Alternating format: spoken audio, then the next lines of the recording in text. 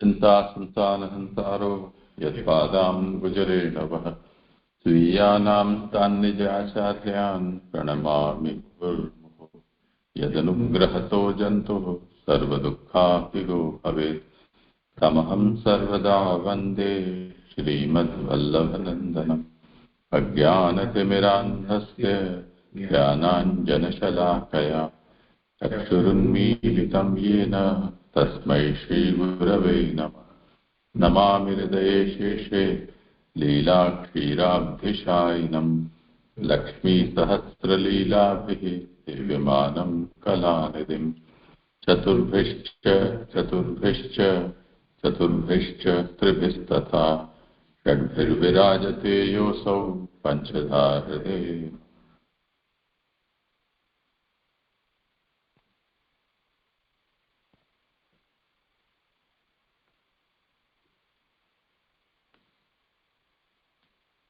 करो आरंभ। दंडवत प्रणाम दीजिए। शास्त्रार्थ आनंद रूप हरि की आनंद रूप लीला, स्कंदार्थ प्रथम स्कंद अधिकार लीला, प्रकरणार्थ ये स्कंद में 3 प्रकरण है। प्रकरण 1 जो लीन प्रकरण है जिसमें अध्याय 1 से 3 है, जिसमें वक्ता सुत जी है और श्रोता सौनक जी है। प्रकरण 2 मध्यम प्रकरण है जिसमें अध्याय 4 से 6 है, जिसमें वक्ता नारद जी है और श्रोता व्यास जी है। प्रकरण 3 उत्तम प्रकरण है जिसमें अध्याय 7 से 19 का निरूपण है, जिसमें वक्ता सुखदेव जी है और श्रोता परीक्षित जी है। अभी हम प्रथम स्कंद का 18वां अध्याय जिसमें महाराज परीक्षित को सुंदुषी का शाप का चिंतन कर रहे हैं, जिसमें कल हमने श्लोक नंबर 5 में देखा कि जब तक अभिमन्यु के पुत्र महाराज परीक्षित इस विशाल पृथ्वी का एक छत्र शासन करते हैं, तब तक सभी स्थानों में प्रविष्ट हुआ कलिकाल अपना प्रभाव स्थापित नहीं कर सकता। आगे फिर 6ठे श्लोक में हमने देखा कि जिस दिन से भगवान ने इस पृथ्वी को छोड़ा तभी से अधर्म रूप कली आ गया। आगे 7वें श्लोक में हमने देखा कि सम्राट परीक्षित भंवरे के समान सार वस्तु को ग्रहण करने वाले थे, अतः उन्होंने कलिकाल से द्वेष नहीं किया। और कलिकाल में सार बात यह है कि पुण्य कार्यों के फल शीघ्र ही मिलते हैं और पाप कर्मों के केवल वे ही फल मिलते हैं जो स्वयं ने किए हैं। और 8वें श्लोक में हमने देखा कि जो अप्रमथ है, धैर्यशाली है, उनसे कली डरता है और वह भेड़िया तो प्रमथ हुए बालक रूप मनुष्य में ही अपनी वीरता दिखाता है। अब मैं 9वां श्लोक का चिंतन अभी हम करेंगे। उसका उत्तानिका कि इस प्रकार कली के स्वरूप को बताकर कथा का उपसंहार करते हैं।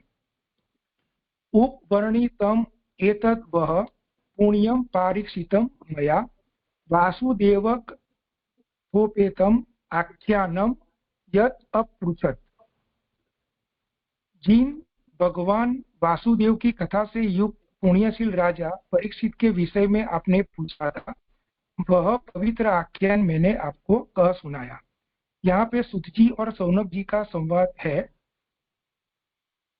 यहाँ पे सुत जी सौनक जी को कह रहे हैं अभी उसका सुबोधिनी जी कि मैंने आख्यान का वर्णन कर दिया। लोक में उपयोगी होने के कारण विभाग रूप में निरूपित किए गए इस परीक्षित का फल पुण्य प्राप्ति कहा है। यहाँ सुत जी कह रहे हैं कि मैंने आख्यान का तो वर्णन कर दिया, लेकिन लोक में उपयोगी वो होने के कारण विभाग रूप में वो निरूपित किए गए। ये विभाग रूप में कैसे निरूपित किया गया वो मुझे समझ में नहीं आता है जैसे कि इस मतलब वो परीक्षित का जो फल है वो पुण्य प्राप्ति इसमें कहा है। जिस प्रकार गंगा स्नान आदि से धर्म होता है, उसी प्रकार परीक्षित का आख्यान भगवान वासुदेव की कथा से ओतप्रोत है। यहाँ एग्जाम्पल दे रहे हैं कि जैसे गंगा स्नान करने से धर्म होता है, और इसी प्रकार ये परीक्षित राजा का जो ये आख्यान वो भगवान वासुदेव की कथा से गहराई से वो जुड़ा हुआ है, इसमें उत्प्रोत है। सार बात यह है कि आपके द्वारा परीक्षित संबंधी आख्यान पूछे जाने पर मैंने कहने का जो अनुमोदन किया था, उसे मैंने पूछे गए प्रश्न का उत्तर देकर पूरा किया। तो यहाँ स्तुति जी सौनक जी को ऐसा बता रहे हैं कि सौनक जी द्वारा जो उसमें जो परीक्षित संबंधी जो आख्यान पूछे थे, ये आख्यान हमको प्रथम स्कंद का जो 16वां अध्याय है उसका 6ठे श्लोक में दिया हुआ है। 230 नंबर के पेज में वो बताया हुआ है। मैं वो जस्ट श्लोका वो पढ़ रहा हूँ कि हे मगन भाग्यशाली पौराणिक सूची, जो कृष्ण की कथा आश्रय वाला हो अथवा इनके चरण कमल के मकरंद का आस्वाद लेने वाला सत्पुरुष की कथा का आश्रय करने वाला हो तो उसे कहो। इसके अतिरिक्त अन्य बातों से क्या लेना देना कि जिससे आयु का एक बहुत बड़ा भाग व्यर्थ ही चला जाता है। अभी आगे हम आगे कह रहे हैं कि अन्यथा तो केवल भगवत कथा ही कही होती। तो यहाँ पे सौनक जी ने ये परीक्षण संबंधी आख्यान नहीं पूछते, प्रश्न नहीं किया होता तो स्तुति जी सिर्फ भागवत कथा ही कही होती, ऐसा बताया है। अभी आगे बताया है कि परीक्षित संबंधी कथा को मैं सुनाऊंगा, ऐसी स्वीकृति देने से इसे संक्षेप में कहा है। यहाँ परीक्षित संबंधी कथा को मैं सुनाऊंगा, इसका हमको प्रथम स्कंद का 3रा अध्याय है उसमें 44वां श्लोक में ये रेफरेंस हमको मिल रहा है कि ये ऐसी स्वीकृति उससे संक्षेप में इस जो कहा था वो उसने मतलब सूची ने संक्षेप में कहा है। जय जय यहाँ 9वां श्लोक संपन्न हुआ। हाँ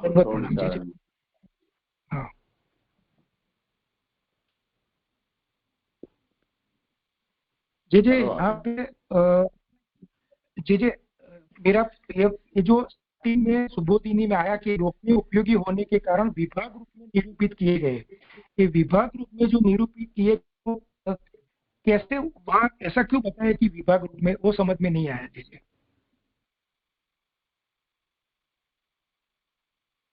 यहाँ क्या मूल बात है कि जैसे आगे भी ये बात हुई थी कि उनका प्रयोजन तो भगवत कथा का श्रवण करना है, पर भगवत कथा के श्रवण के साथ साथ यदि उपयोगी हो तो भगवत संबंधी पुरुष हैं उनकी कथा भी आप सुनाएं। तो यहाँ जिसके निमित्त से भागवत की कथा उपलब्ध हुई है उसकी भी कथा यहाँ भगवत संबंधी होने के कारण वर्णित हुई है और उसका निरूपण यहाँ खंडशः हुआ है। तो अगर कोई ये कहे कि इस प्रकार खंडशः इसका निरूपण करना वो जो प्रसंग है उसमें उतना उपयोगी नहीं होगा, तो उसका कहते हैं कि जैसे गंगा स्नान आदि हैं वो स्नान होने के साथ साथ धर्म रूप भी होते हैं, उस तरह से ये जो कथा है वो प्रासंगिक होने से उसकी धर्म रूपता है, ऐसे समझ। जी जी जी दंडवत प्रणाम। जी जी यहाँ पे मेरा निरूपण संपन्न होता है। दंडवत प्रणाम। अच्छा, आगे जिनका हो क्रम।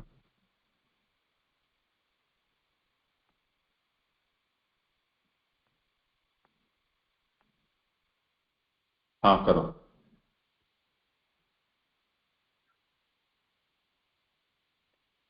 हाँ दंडवत प्रणाम। जी भी मेरा 10, 11, 12 3 श्लोक का निरूपण मेरे करना है। तो अभी ये हमने 9वें श्लोक में जो सूत जी ने उपसंहार किया कि जो जहाँ से अभी जैसे हमने समझा कि 16वें अध्याय से जब राजा परीक्षित जी दिग्विजय करने निकले थे तब उन्होंने गाय को जोड़े को मारते हुए कली को देखा और उसको बंदी बनाया, पकड़ा। तो ये कथा चल रही थी तभी सौनक जी जो है जो ऐसा ये कथा आई तो सूत जी को कहते हैं कि आप अभी राजा परीक्षित जी का चरित्र हमको कहो। तो वहां से लेके तो अभी जो ये यहाँ उपसार हुआ था तब तक ये परीक्षित जी की कथा जो है आई। अभी मैं 10वें श्लोक की उत्थानी कर लेता हूँ। साक्षात भगवत कथा से युक्त न होने के कारण यदि हमारा प्रश्न अनुचित था तो आप उसका निरूपण नहीं करते और तभी हमें निषेध कर देते। प्रसंग के अंतर्गत आ जाने से ही उस आख्यान का कथन करना इतना आवश्यक नहीं था, ऐसी शंका होने पर उसका उत्तर देते हैं। तो यहाँ पे ऋषि कह रहे हैं कि ये जो कथा आपने सुना है उसमें अगर जो भागवत साक्षात भगवत संबंध अगर नहीं जुड़ता था, नहीं होता था, तो आप इसका निरूपण नहीं करते थे। मतलब ये जो शंका आ रही है तो उसमें ऐसा समझना है कि ये जो आख्यान है वो यथा योग्य था। और श्लोक है भी, याया कथा भगवतः कथनीय उर कर्मणः गुण कर्म आश्रयाः पुंभिः संसेव्यास्ता बुभुषुभिः। श्लोकार्थ, जिन अतिशय श्रेष्ठ कर्म करने वाले भगवान की जो कथाएं कहने योग्य है तथा जो कथाएं भगवान के गुण और कर्मों का आश्रय लिए हुए हैं, श्रेष्ठता की ओर बढ़ने की इच्छा वाले पुरुषों को उन कथाओं का अवश्यमेव सेवन करना चाहिए। तो इसका सुबोधिनी जी, भगवान के गुण व कर्मों से युक्त जो कथाएं कहने योग्य है उन्हें प्रासंगिकता में भी कहना चाहिए, जो यहाँ पे सूत जी ने कही। प्रसंग के अंतर्गत आए हुए कथानक सर्वथा उपयोगी नहीं हुआ करते, क्योंकि उनका आधार भगवान की कथा ही होती है। उत्तम का आश्रय लेने से उत्तमता के अधिकारी की प्राप्ति के कारण वे कथाएं भी कहने योग्य है। तो यहाँ जो आगे कहा गया ना कि जैसे गंगा जी में स्नान करने से धर्म होता है, वैसे ही परीक्षित का ये आख्यान है जिसमें भगवान वासुदेव की कथा से ओतप्रोत है, इसलिए उत्तमता का अधिकार दिलाती है। जो यहाँ पे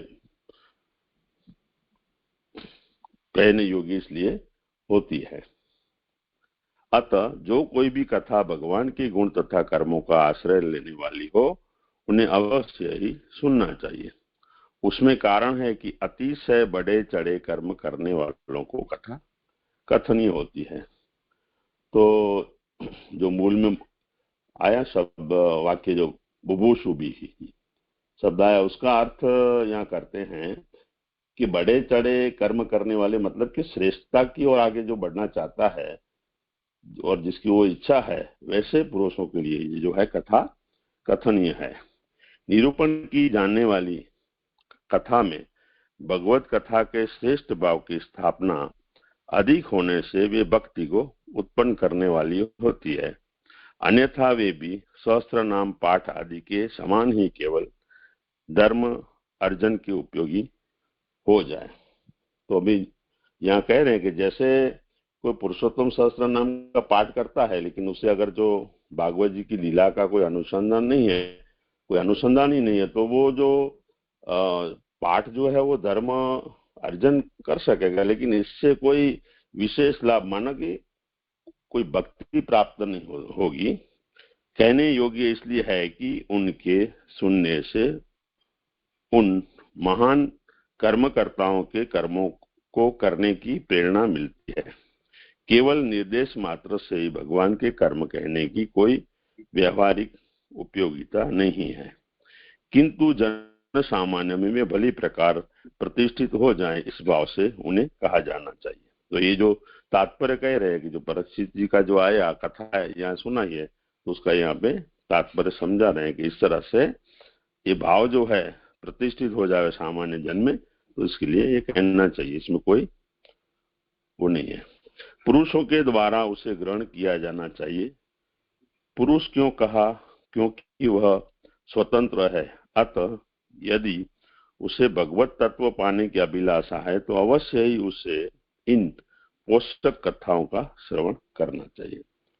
तो दीजिए यहाँ मुझे थोड़ा ऐसा स्फुरित होता है कि जो यहाँ पुरुष कहा, तो ये जो प्रकृति और पुरुष वाला जो पुरुष है यहाँ ले सकते हैं, क्योंकि पुरुष जो है शरीर से अलग है और वो शरीर से स्वतंत्र भी है और भगवत तत्व पाने की अभिलाषा वाला भी वो है। और मूल सुबोधिनी जी में पुंबी का इतना ही अर्थ है, महाप्रभु जी ने किया है कि पुरुष मतलब स्वतंत्र ही। तो इस तरह से मैं ये जो पुरुष है वो इस तरह मैं जरा समझाऊं तो जे ये मेरा जो सोचना है ठीक है। अभी करेंगे मतलब जी बाद में। प्रकृति वाला पुरुष की यहाँ बात नहीं है। पुरुष का मतलब जीव चैतन्य, और वो जीव चैतन्य को जो देहाधीन न हो उस प्रकार का जो स्वतंत्र है, ये तात्पर्य। और दूसरा एक आपने यहाँ सहस्त्र नाम पाठ में पुरुषोत्तम सहस्त्र नाम कहा, वो नहीं लेकर उस यहाँ विष्णु सहस्त्र नाम समझना है। अच्छा, हाँ यहाँ पे जो लिखा नहीं है, मैंने पुरुषोत्तम सहस्त्र नाम लिया, लेकिन अभी ऐसा मैं ऐसा समझा कि अभी हम भी पुरुषोत्तम सहस्त्र नाम, ये मतलब कोई भी सहस्त्र ये करते हैं, लेकिन उसका जो लीला का जो है वो संगति अपने को अनुसंध होता है तो वो भक्ति में कन्विनेट होता है, मतलब उससे भक्ति प्राप्त होती है। अन्यथा तो ये जैसे बोलते हैं जैसे पोपट पाठ पढ़े वैसा हो जाता है। कोई भी स्तोत्र जब पढ़ते हैं तो उसका अनुसंधान होना जरूरी है। लेकिन मैंने ये पुरुषोत्तम सहस्त्र नाम लिया, ये इसकी जगह विष्णु सहस्त्र नाम लेना चाहिए। हाँ जी जी,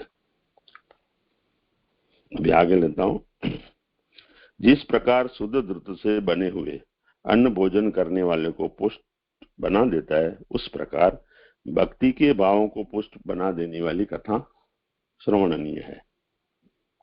तो अभी जैसे भोजन में द्रुत का तो हम देख रहे हैं बहुत ज्यादा विशेष महत्व है, और जो ये भगवत कथा से संबंधित जो बात है तो वो द्रुत के समान है, और द्रुत का जितना महत्व है उतना ही इसमें जो भी कथा है उसमें जो भगवत संगत जो कथा है वो ही श्रवणीय है, ऐसा मैं ये समझा। अभी ये निरूपण यहाँ मेरा संपन्न हुआ, कुछ उसमें त्रुटि है तो जय आप करें।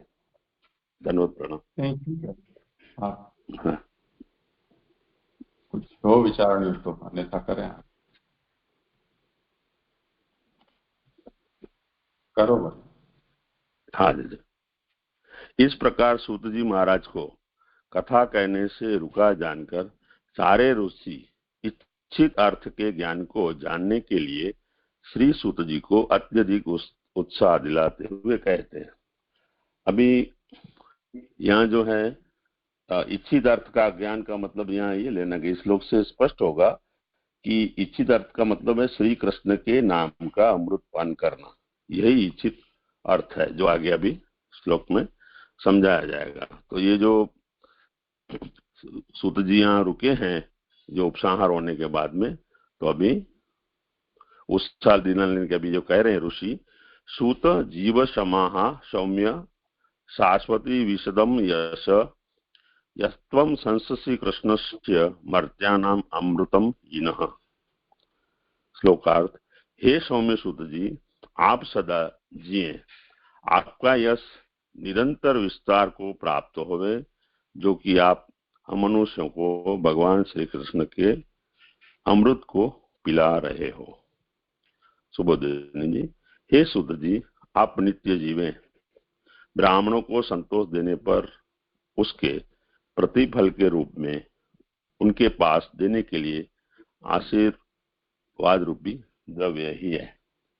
तो ब्राह्मणों के पास तो देने के लिए हमेशा के रोही आशीष रूपी द्रव्य होते हैं। जब ब्राह्मण यदि संतुष्ट होता है तो आशीर्वचन ही देता है। इसलिए कहा कि हे सूत जी, आप शाश्वत वर्षों तक जिए।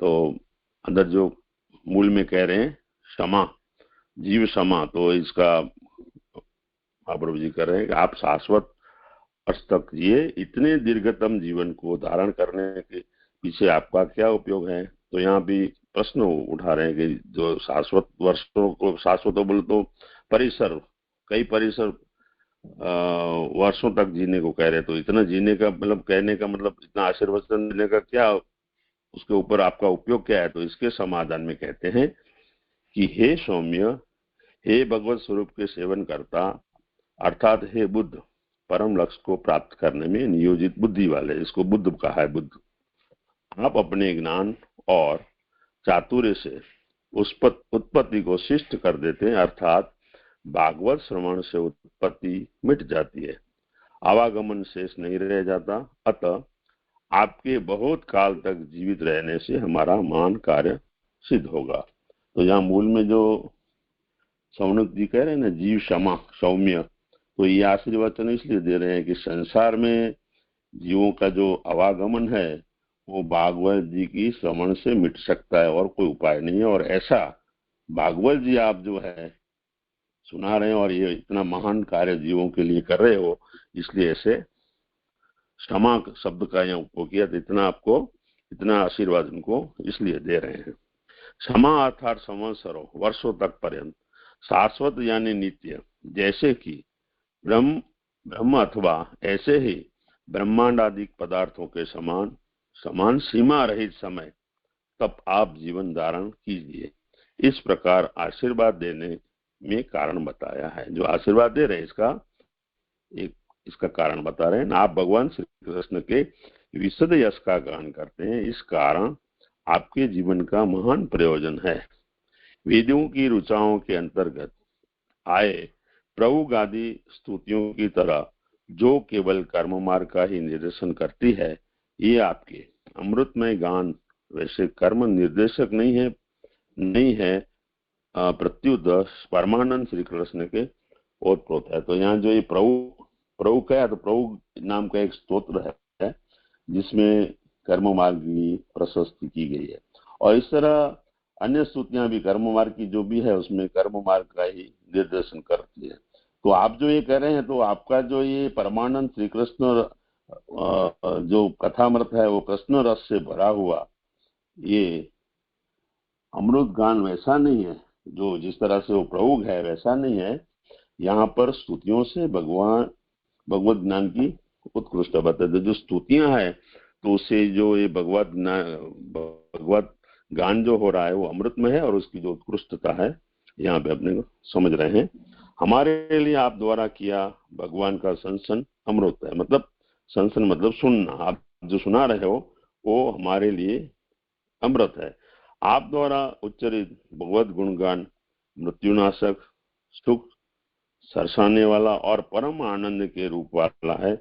इसके अर्थ में कारण बताया जा रहा है कि श्री कृष्ण का यश विशद है, यह अतिशय निर्मल है, वह यह संसार विष को उखाड़ फेंकता है। तो अभी जो ये विशद शब्द जो किया है तो उसमें विशदम जो मूल में कहा है ना, उसका मतलब है निर्मल होता है। विशद का मतलब निर्मल होता है।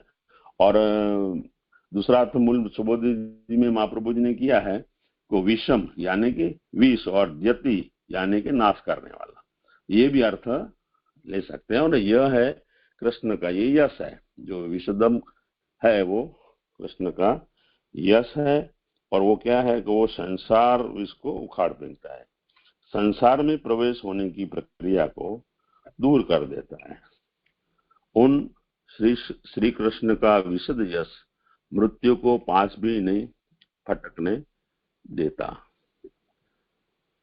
यहाँ मैं फिर आप कीजिएगा, मेरा एक प्रश्न भी है कि यहाँ विसर्जित मृत्यु को पास भी नहीं फटकने देता। और मनुष्य तो मर्त्यमान ही है, कोई भी मनुष्य मात्रा जो है मर्त्यमान है। तो यहाँ पे जो कह रहे हैं ना मृत्यु को पास भी फटकने नहीं देता, तो आप जैसे फिर मेरे को जरा इसका समाधान दीजिए। परमानंद श्री कृष्ण का यश सुख उत्पन्न करने वाला है और श्री कृष्ण ही परमानंद है। तो अभी जो परमानंद जो है मूल में जो नहीं मूल में नहीं है, लेकिन परमानंद सबका ये बता रहे कि सदानंद की वाचकता श्री कृष्ण में ही निहित है।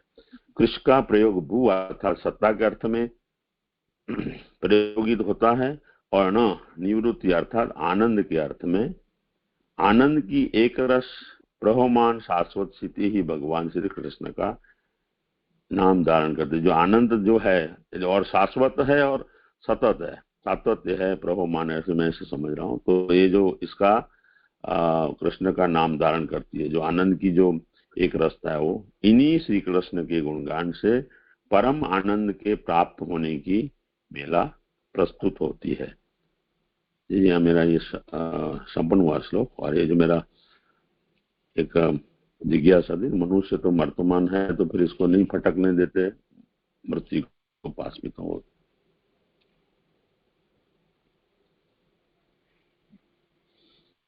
ये विषदम यशः कहा है ना, तो विषदम का मतलब विषम व्यति, विष को जो दूर कर देता है यानी निर्मल। तो यहाँ विष क्या समझना है, उसका अर्थ किया कि संसार प्रवेशम दूरी करोति। तो कृष्ण यश का जो श्रवण करते हैं उसका संसार में प्रवेश नहीं होने देता है वो। अनेन मरणं निवर्तितम, तो जो जीवात्मा है उसका संसार में प्रवेश होना ही उसका मरण है। उस अभिप्राय से ये कहा है कि मरण का निवारण कर देने वाला है। हाँ जी जी स्पष्ट हुआ। तो जो ये संसार में प्रवेश ही ये मृत्यु है ऐसा समझना है। मैं जो जिस तरह वो मृत्यु समझ रहा था वैसा नहीं। हाँ जी जी स्पष्ट हुआ। हाँ प्रणाम जी जी। मेरा ये श्लोक संबंधी तो नहीं है मगर सूत जी के संबंध में प्रश्न है कि सूत जी वैसे हीन अधिकारी है और वो जो कथा करते हैं वो प्रयोग के लिए करते हैं ना, प्रत्यर्थ करते हैं। कृष्ण का जो कृष्ण कथा करते हैं ना, भागवत कथा, वो वृत्ति के अर्थ करते हैं। तो जलभेद ग्रंथ की साथ इसको रख के अगर उसकी लाइट में ये जो अभी इनका जो यश गाया यह सौनक जी का सूत जी का, जो भगवत यश जो कृष्ण का यश करते हैं तो संसार को उखाड़ फेंक देगा, ये जो सब बताया, तो वो कितने अर्थ में काम करेगा? उनके द्वारा किया गया कथामृत को पाने वाले जो ऋषि हैं या उनके जीवन में वो कितना असर करेगा और क्या क्या उनकी हानि करेगा, वो थोड़ा प्रश्न था जी। प्रणाम। हाँ करो समझ। मुझे जी इसमें ऐसा समझ में आता है कि जैसे पुष्टि मार्ग ये है, पुष्टि मार्ग में भी जैसे अधिकारी है वैसे सूत जी भी जो है हीन अधिकारी का मतलब तो मेरे को नहीं ऐसा लग रहा है कि हीन है। क्योंकि आगे देखो ये श्लोक में आ रहा है 12वें श्लोक में कि जब ये परीक्षित जी की प्रथा कथा किया ना तो उदासीन हो गए सूत जी। और ये जो ऋषि बोल रहे हैं कि उनका जो मतलब जैसे उनको समझ में आया कि भाई ये जो कथा जो भगवत कथा चल रही थी उसमें परीक्षित जी कथा आने से भी सूत जी उदास हो गए। तो आजकल के जो कथा कर रहे हैं उसमें ना और ये इतना है कि उनको खाली भगवत नाम से परीक्षित भी इतने भगवान के या उनमें गुण थे फिर भी वो इतने उदासीन हो गए सूत जी। और फिर बाद में ये जो आगे आएगा उत्थानिका में कि ऋषियों को ये शंका होती है कि ये तो अभी इतनी बात से उदासीन हो गए तो हम तो ये कर्म मार्ग में इतने प्रवृत्त है तो ये आगे हमको ये जो पिलाएंगे रस के नहीं पिलाएंगे। तो ये सूत जी के लिए तो मेरे को ऐसा समझ में आ रहा है कि जो उनकी जो एक सूत जी एक श्रेष्ठ वक्ता है। और जैसे मार्ग में अपने मार्ग में भी मध्यम अधिकारी उत्तम अधिकारी हीन अधिकारी हीन को लेके ये मतलब वो जो हीन वाली बात है वैसा नहीं है, पर जो उसका जो जैसे सुखदेव जी है वो कोटि के नहीं है ऐसा मेरे को जी समझ में आ रहा है। नहीं मेरा प्रश्न जो है ना उनका जो हाँ हाँ जी।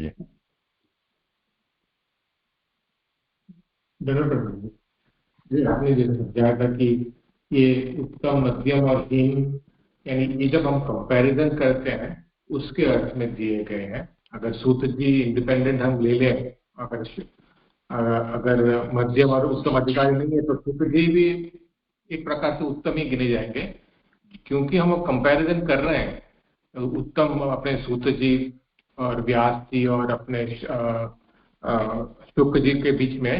इस कंपैरिजन की वजह से उनको सूत जी को हीन अधिकारी में गिना है। और स्टार्टिंग में जो आया था कि वो भले ही वृत्ति करने वाले हो लेकिन इस प्रसंग के अंतर्गत उन्होंने कोई वृत्ति नहीं ली है। यानी ये अब जो सुना रहे हैं शौनक आदि ऋषियों को, तो यहाँ पे आया था कि विजय पूर्व में कि यहाँ पे उस प्रकार की उन्होंने कुछ वृत्तियां यहाँ पे यानी इसमें भागवत में ही सुनाई है।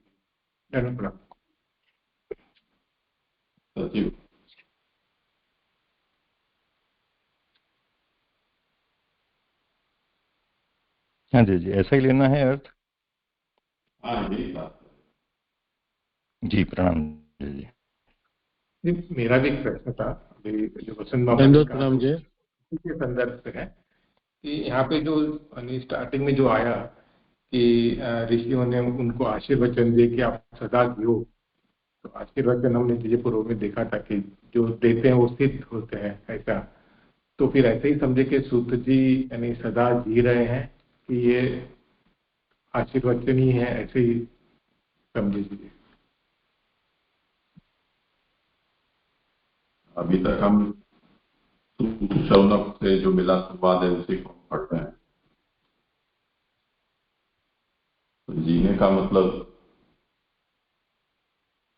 प्राकृत शरीर है, उसी से जीना ऐसा मतलब भी नहीं होकर, और उनके यश कीर्ति सदा सर्वदा विद्यमान रहे, उस अर्थ में भी उसको जीना कहा जा सकता है। जी जी जी, स्पष्ट। धन्यवाद प्रणाम जय। एक छोटी सी शंका उत्पन्न है, मुझे स्पष्ट नहीं हो रहा है यहाँ पर। जो सौनिकादिक ऋषि सूत जी से जो आशीर्वाद रूप में कह रहे हैं, आप अपने ज्ञान और चातुर्य से उत्पत्ति को शिष्ट कर देते हैं, अर्थात भागवत श्रवण से उत्पत्ति मिट जाती है। तो उत्पत्ति का क्या तात्पर्य लेना, किस उत्पन्नता की बात हो रही है, ये स्पष्ट मुझे नहीं हो रहा जय। हाँ हाँ, करो समाधान।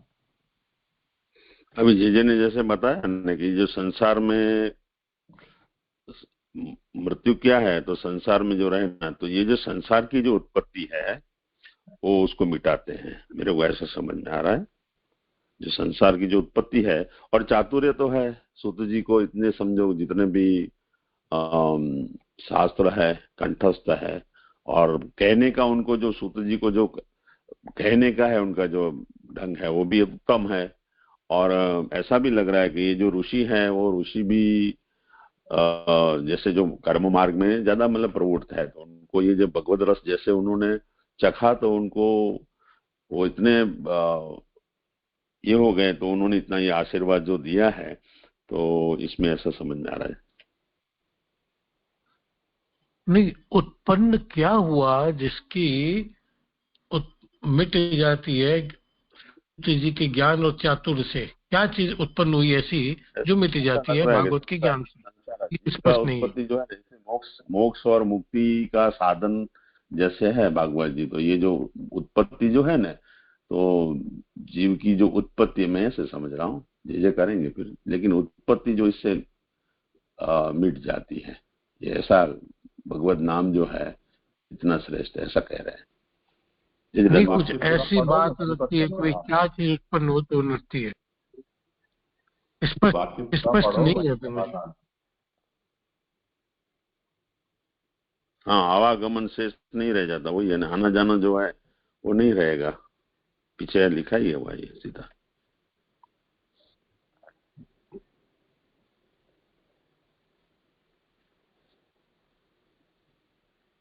जी जी जी, यहाँ पे ये जो लास्ट में जो बात आई कि आनंद की एक रस प्रवाहमान शाश्वत स्थिति ही भगवान कृष्ण का नाम धारण करती है। जी जी, ये इसको ज्यादा स्पष्टता से कैसे समझना, यानी वो जो प्रवाहमान यानी वो साइक्लिकल या तो जो चली आती है, वो थोड़ा ज्यादा स्पष्ट हो तो इसीलिए वो सही। हाँ हाँ, करो समाधान।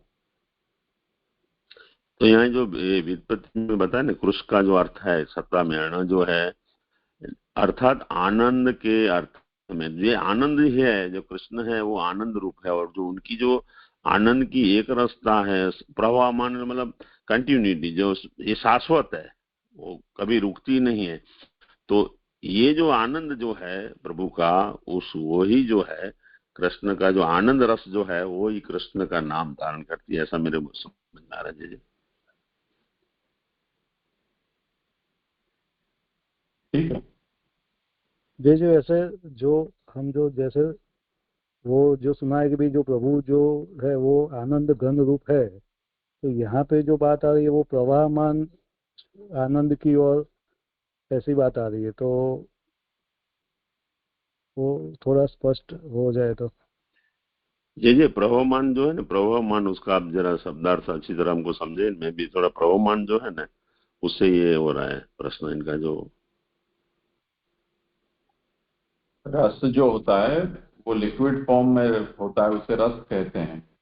और लिक्विड जो होता है उसका बहना स्वाभाविक है। तो ये रस किस प्रकार का है कि जो प्रवहनशील है, बहने वाला है,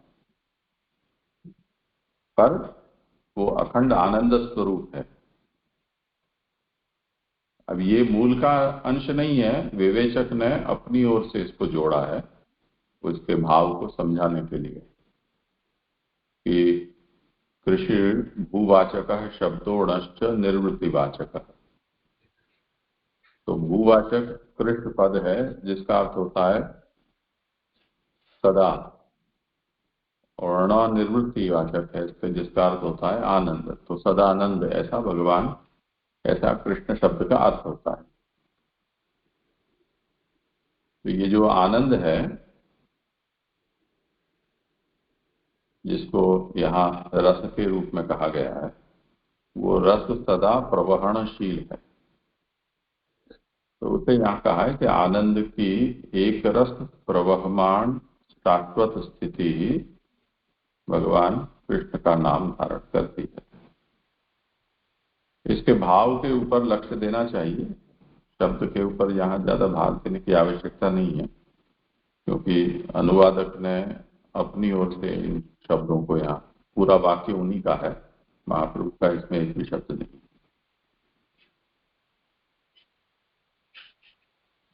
जी जी जी जी, आया समझ। इसको ब्रैकेट में डाल दो तो ये फिर कंफ्यूजन नहीं रहे। ऐसे हिंदी अनुवाद में बहुत सारी पंक्तियां हैं जो अनुवादकों ने अपने ढंग से करी है। हाँ बोलो। जी यहाँ पे श्लोक के स्टार्टिंग में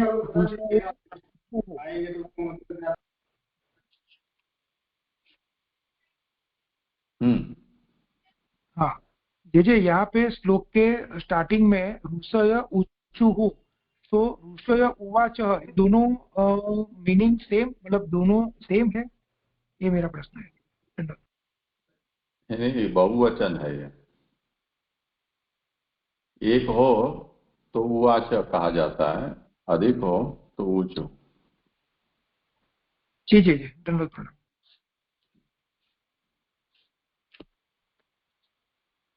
एक शंका और है जय, यहाँ लिखा है कि आप द्वारा उच्चरित भगवत गुणगान मृत्युनाशक, सुख सरसाने वाला और परम आनंद के रूप वाला है।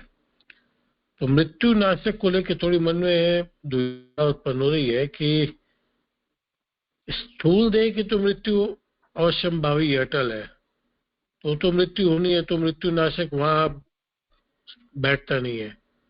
सूक्ष्म देह से संबंधित इसको लेना चाहिए या मृत्युनाशक को किस संदर्भ में लेना चाहिए, ये थोड़ा सा कृपा करें तो। अभी जेजे ने ये मृत्यु को जो ये मेरा ही प्रश्न था, तो जेजे ने किया, आप शायद लेट जुड़े होंगे, तो मृत्यु जो बोले जेजे ऐसा बोले कि जो संसार है उसमें जो संसार में गिरना वो मृत्यु समान है, और इसमें ऐसे लौकिक हम जो मृत्यु समझते हैं कि मनुष्य मर्त्यमान है वो नहीं लेना, ऐसा जेजे ने समझाया। धन्यवाद प्रणाम जेजे।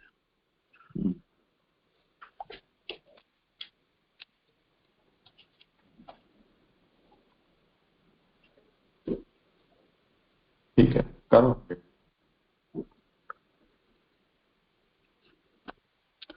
हाँ जी। अभी जी आपने जो अभी मैंने देखा, अभी मूल में तो 9 पंक्तियां, पूरी 9 पंक्तियों में मूल जो है महाप्रभु जी जो सुबोधिनी जी की है, और भाषांतर में 27 पंक्तियां हो जाती है। तो आपने जैसे बताया तो हमें भी थोड़ा उसमें मूल को देख के चले तो ऐसे छोटी मोटी जो समझ में आवे कि छोटी मोटी जो जो ये भाषांतर होते हैं उसमें कभी कभी ऐसे आपने बताया वैसे कोई ज्यादा शब्द भी अनुवादक जो है अपना डाल देता है, इसकी वजह से ऐसा थोड़ा मेरे को जैसे समझ में आया। हाँ हाँ ठीक है, पर जिन्होंने भी मेहनत की है और हम उन्हीं के सहारे अगर चल रहे हैं तो उनका आभार तो मानना चाहिए। बहुत विपरीत हो तो ठीक बात है, अन्यथा कोई इतनी समस्या वाली बात नहीं है कि आप सिद्धांत हो जाए। ये तो क्या है कि महाप्रभु जी के जो है हाई कोर्ट का वकील है ना, इसलिए वो सिर्फ शब्द पकड़ते हैं, तो वो तो अब उनकी व्यावसायिक कुशलता है जिसके कारण ऐसा हो जाता है। और लोगों को तो ये ओवरलुक कर देते हैं, चल ऐसे तो पैराग्राफ के पैराग्राफ भी चले जाते हों तो दूसरे लोगों को ज्यादा फर्क नहीं पड़ता है। पर अच्छी बात है, इतनी ध्यान से 2-4 लोग हों पढ़ने वाले और सोचने वाले, तो विचार तो कम से कम हो, अन्यथा अभी तक तो अपने 3-4 स्कंद हो गए होते।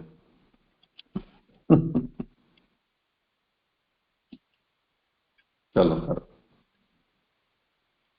जी अभी उत्थानी का 12वें श्लोक की, परीक्षित की कथा के प्रश्न मात्र से उदासीन हुए सूत जी हम लोगों की कर्म मार्ग में हुई प्रवृत्ति को देखकर भगवान के कथामृत को आगे पिलावे या न पिलावे इस आशंका से निवेदन करते हैं। अभी जैसे पंकज भाई का प्रश्न था वही इधर है।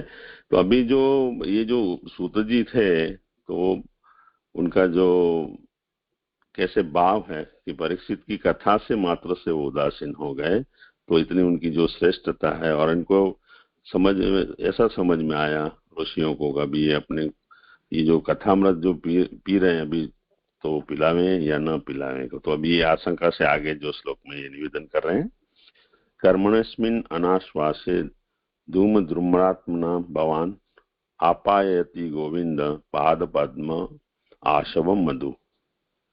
श्लोकार्थ, इस कर्म में विश्वास रहित वाले धुएं से मलिन हुए हम आप श्री गोविंद के चरण कमलों के मधुर रस को पिलाते हैं। सुबोधनी जी, कर्म में विश्वास की स्थिति का अभाव बताया जा रहा है। इस यज्ञ नाम वाले कर्म में फल के निश्चित रूप से मिलने का विश्वास ऋषियों को नहीं है। कौन जाने उस लोक में फल मिले अथवा नहीं। तो अभी उस लोक का मतलब जैसे जैसे मैं अभी ऐसा समझ रहा हूँ कि जो समझो मृत्यु के बाद जो लोक में जीव जाता है वो लोग समझ सकते हैं, या तो फिर देवलोक में। तो ये जो कर्म कर रहे हैं वो देवों को ये समर्पित करें, तो देवलोक में भी ये जो इसका फल मिलेगा कि नहीं मिलेगा, ये जो आशंका जो है ऋषियों को भी है। ऐसा मेरे को जैसे 2 तरीके से मैं समझ रहा हूँ, तो आप जरा इसमें कृपा करके समझाएं। मैं जो समझाऊं कि भाई मृत्यु के बाद में जो लोक में जाता है जो ऐसा कर्म करके जीव, तो उसको वहां पे ये फल मिले न मिले उसकी भी तो कोई ये नहीं है, निश्चिंता नहीं। और देवलोक जो देवों को दे रहे हैं फल, तो ये देवलोक में भी मिलेगा न मिलेगा इसकी कोई ये नहीं है। तो यहाँ जैसे जैसे कैसे लेना है, कौन शौनक आदि ऋषि जब सूत जी ने अपनी ओर से ये कहा ना कि तुमने पूछा इसलिए मैंने ये परीक्षित संबंधी जो कथा है वो मैंने सुनाई, तो इनका सेवन करना चाहिए। और उसका उदाहरण उन्होंने इस तरह से दिया कि जैसे भोजन में घृत होता है तो उससे हमें पोषण भी मिलता है। तो ये सीधे कृष्ण की कथा नहीं है, भले ही कृष्ण भक्त की कथा है, और कृष्ण कथा रूप श्रीमद् भागवत जिनके निमित्त से हमें प्राप्त हुई है उसकी कथा है। उस दृष्टि से भले ही ये साक्षात कृष्ण कथा नहीं है, पर कृष्ण कथा में उपयोगी है, पोषक है, तो उसका श्रवण करना चाहिए। क्योंकि सूत जी को ऐसा लगा कि जो उन्होंने जिस तरह से इसका निरूपण किया उससे शौनक आदि को ऐसा लगा हो कि ये बिना बात का प्रसंग हमने छिड़वा दिया और इससे हमारा समय मेरा और सूत जी का भी खराब हुआ। तो हो सकता है कि ऐसे प्रश्न के कारण सूत जी हमारी योग्यता न जाने और आगे मुख्य जो प्रश्न हमने किए थे कृष्ण कथा विषय उनको भी आगे न बढ़ाएं। तो सूत जी ने उनका आश्वासन किया कि नहीं, ऐसी बात नहीं है, ये उपयोगी है।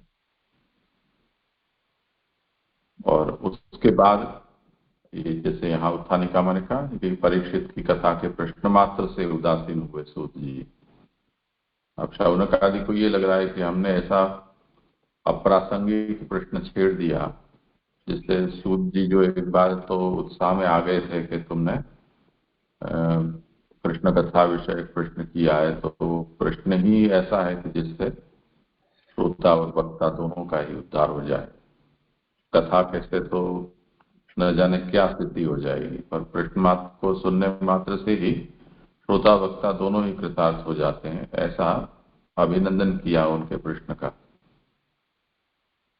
और अब पीछे परीक्षित का प्रसंग छेड़ के और थोड़ा हमारा अधिकार कहीं न्यून न मान ले। तो अब वो, और दूसरा ये भी है ना कि इतने लंबे 1000 वर्ष तक चले ऐसे यज्ञ सत्र को लेकर ये बैठे हुए हैं, तो इनकी जो निष्ठा है वो तो कर्म मार्ग में है, ऐसा किसी को भी पता चले अगर जो स्थिति है उसको देखे तो। मन के भावों को अगर हम नहीं जान पाए तो देखकर तो किसी को भी यही निर्णय हो। तो अब इनके मन में ये संशय हो गया कि अब आगे कथा का प्रसंग छेड़ेंगे या नहीं। तो अब वो खुद ये अपनी ओर से कहना चाह रहे हैं कि हम जो कर रहे हैं उसके ऊपर आप दृष्टि न डालें, यानी हमारा जो आकलन है आप हमारे आचार से आचरण से न करें, पर हमारे मनोभाव को देखें। तो इस कर्म में विश्वास रहित वाले धुएं से मलिन हुए हमें आप गोविंद के चरण कमलों के मधुर रस को पिलाते हो। ये कहकर उन्होंने जो कर्म कर रहे हैं उनमें उनका विश्वास नहीं है, ऐसा सूत जी को सजेस्ट करना चाहते हैं। और ऐसा है भी, क्योंकि उन्होंने जब ये यज्ञ सत्र का आरंभ किया तब भी प्रथम स्कंद में ही, आगे हमने प्रथम अध्याय में इस बात को देखा कि ये सब त्रिकालज्ञ हैं, तो इनको ये पता है कि भगवत रूप भागवत के वक्ता सूत जी का आगमन होगा। तो वो उस काल तक न तो उनको मृत्यु व्याप्त हो जाए और न कहीं कली आदि का स्पर्श हो जाए, इसलिए उन्होंने सेफ साइड ये यज्ञ सत्र का आयोजन किया। तो अब वो प्रसंग आ गया है और ऐसा सौभाग्य प्राप्त होने के बाद फिर कहीं वो अवसर हाथ से चला न जाए, इसलिए चोर की दाढ़ी में तिनका उस तरह से सूत जी को आश्वासन यानी विश्वास दिला रहे हैं कि भले ही हम यज्ञ कर्म में दीक्षित हुए हैं परंतु हमारी निष्ठा उसमें नहीं है। ये कृष्ण कथा का अवसर इस निमित्त से ही प्राप्त हो सके, ऐसा होने से हमने इसका उपक्रम किया था। हाँ जी, अच्छी तरह समझ में आया। धन्यवाद, प्रणाम। आगे भी करता हूँ। ऐसा श्रुतियों में कथन आया है जिस प्रकार वहां संदेह न होने की स्थिति में भी संदेह युक्त वचनों का प्रयोग हुआ है, वैसा ही इस प्रसंग में भी हुआ है। इसलिए धुएं में धुमायित हुए, जो मूल में दुमात्म नाम है उसका कर रहे हैं, तो धुमायित हुए शब्दों का प्रयोग हुआ है। धुएं से मलिन शरीरों वाले हमें आपने कथा श्रवण द्वारा निर्मल बनाया है। इसमें यज्ञ किए जाने का दोष स्पष्ट रूप से बताया है। गुणों का यज्ञ में संदेह की दृष्टि से देखा है। तो यहाँ समझ सकते हैं कि जो यज्ञ करता है वो भी गुणों से तो युक्त है, और तीनों गुण तामस, राजस, सात्विक सभी दोष वाले तो है ही। तो यहाँ पे जो एक हो रहा है तो उसमें गुणों का जो अभी यज्ञ तो यहाँ पर अपन जैसे कृष्णा से की संगति बिठा सकते हैं कि कृष्ण व गतिर्मम के गुणों में भी दोष है, साधनों में भी दोष है, और फल में भी कुछ उसकी निश्चिंता नहीं है। तो ऐसा ये यज्ञ में संदेह की दृष्टि से देखा है। ऐसे महान यज्ञ के कष्ट में आपने हमें गोविंद चरण कमल के मीठे रस को पिलाया है। इस 1000 वर्ष वाले यज्ञ में जिस रस का अनुभव हमें आज तक नहीं हुआ वह आपने हमें करा दिया है। अभी 1000 वर्ष के यज्ञ में अभी तक उन्होंने जो नहीं पाया था, इतना जो रस उनको जो है इसमें भगवत कथा में भगवान के जो चरण कमल का जो मीठा रस है वो पी रहे हैं।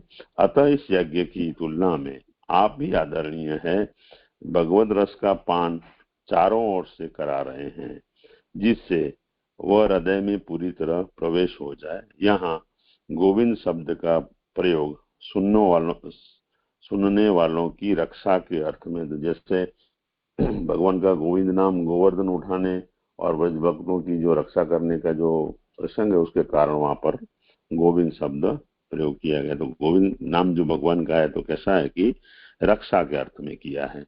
चरण कमल का कर भक्ति मार्ग के प्रचार को व्यापकता दी है और भी इस रस का पान किया जाता रहेगा। इस बात की सूचना भी ऊपर लिखित वाक्यों में दे दी गई है। मकरंद के लिए प्रस्तुत किए गए आसव शब्द का यहाँ विशेष प्रयोजन है वह यह कि जिस प्रकार आसव के पीने से कुछ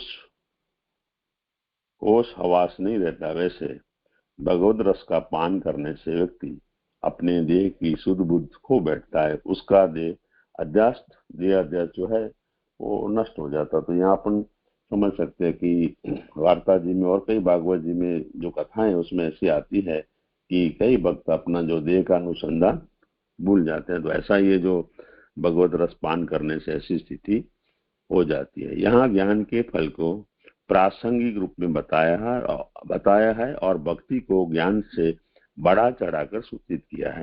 तो ये जो ज्ञान है, ज्ञान की यहाँ तो थोड़ी सी न्यूनता बताने की, जो ज्ञान है वो भक्ति के अंतर्गत ही है, भक्ति के अंदर समाविष्ट है, और उसमें भक्ति को इसलिए उसमें प्रासंगिक भी है। भक्ति के अंदर ज्ञान तो जरूरी है और ज्ञान से अधिक जो भक्ति है उसको बड़ा चढ़ाकर सूचित किया है। मधु शब्द मीठे के अर्थ में प्रयोजित हुआ है। जैसे मधुर पदार्थ को पीने की इच्छा निरंतर बनी रहती है, उसके स्वरूप से ही पान करने की योग्यता उसमें स्थित है। उसी प्रकार भगवान गोविंद के चरण कमलों का मधुर आसव रस निरंतर पीते ही रहे, कभी तृप्ति ही नहीं, यह इच्छा उन ऋषियों को बनी हुई है। तो अभी इधर जो एक लौकिक दृष्टांत से समझ सकते हैं कि कई दवाइयां जो कटु होती है उसके बावजूद भी उसमें कोई उनको मीठी बनाई जाती है कोई भी तरीके से, क्योंकि मीठा पदार्थ जो है सभी को प्रिय है। एक मिठास में ये जो है एक गुण धर्म है कि सबको प्रिय है। इस तरह यहाँ जो आसव माने कि गोविंद के चरण कमल का मीठा जो रस है जो हम निरंतर पीते रहे, यह ऋषियों की इच्छा बनी हुई है। तो ये जो कह रहे हैं ना, यह इच्छा उन ऋषियों को बनी हुई है निरंतर। और यदि आप भी ये आसव का पान हमको कराते रहेंगे, ऐसी प्रार्थना जन्म दीजिए। यहाँ मेरा निरूपण संपन्न हुआ। जी प्रश्न है कि यहाँ पे जो आया सुबोधन जी के जो तीसरी लाइन में कि ऐसा श्रुतियों में कथन आया है कि जिस प्रकार वहां संदेह न होने की स्थिति में भी संदेह युक्त वचनों का प्रयोग हुआ है। तो ये जो वचन आया है कि कौन जाने उस लोक में फल मिलेगा अथवा नहीं, ये श्रुति जो वाक्य है, तो जैसे फिर मेरा प्रश्न ये था कि अगर इस प्रकार का वाक्य श्रुति में मिल रहा है तो फिर कर्म मार्ग की निष्ठा फिर कैसे होगी अगर इस प्रकार का वाक्य वहां पे है तो? हाँ, करो सवाल। तो ये तो इसलिए तो भक्ति को उत्तम कहा है। देखो कौन कौन जाने उस लोक में फल मिलेगा अथवा नहीं। अभी ऋषि ऋषि भी कह रहे हैं और श्रुतियां ही कह रही है, ये तो कोई नहीं कर रहा है। तो ये इससे ये निश्चित होता है जो कर्म मार्ग में जो कोई निश्चित नहीं है फल मिलेगा नहीं मिलेगा कभी मिलेगा, तो ऐसा मेरे को समझ में कई जगह पे ऐसे जो अभी ये जो वाक्य है ऐसे वाक्य मेरे को इतना अनुसंधान नहीं है, लेकिन श्रुतियों में और भी ऐसे वाक्य मिलते होंगे जिसमें संदेह रहे, मतलब संदेह जो रहता है ऐसे वचन मिल सकते हैं, ऐसा समझ में आता है। कर्म मार्ग की ये जो थोड़ी न्यूनता तो है ही ना। मूल बात तो ये है कि कर्म ज्ञान और भक्ति, जिसको कृति मति और रति इसके साथ हम इक्वेट कर सकते हैं, तो ये हमारी मनुष्य मात्र की एक प्रकार की वृत्ति भी है, कृति मति और रति। और वो जो वृत्ति होती है वो कई लोगों में वो एक निष्ठा के रूप में भी पनपती है, यानी इनमें बहुत गहरा विचार हम कर सकते हैं। आनुवंशिकता भी होती है, हमारा जो सराउंडिंग है उसका भी प्रभाव होता है, जैसी हमारी ट्रेनिंग होती है उसका भी प्रभाव होता है, वर्ण भी उसमें काम करता है, आवेश भी होता है। तो बहुत कुछ कारणों से कृतिनिष्ठा, मतिनिष्ठा और रतिनिष्ठा, ये वृत्तियां हमारे अंदर एक स्वभाव का रूप ले लेती है। अब जो निष्ठा जिसकी जब है उसके अनुरूप उसे यदि कोई साधन या प्रेरणा अवसर मिल जाता है तो उसकी निष्ठा वहां बहने लग जाती है।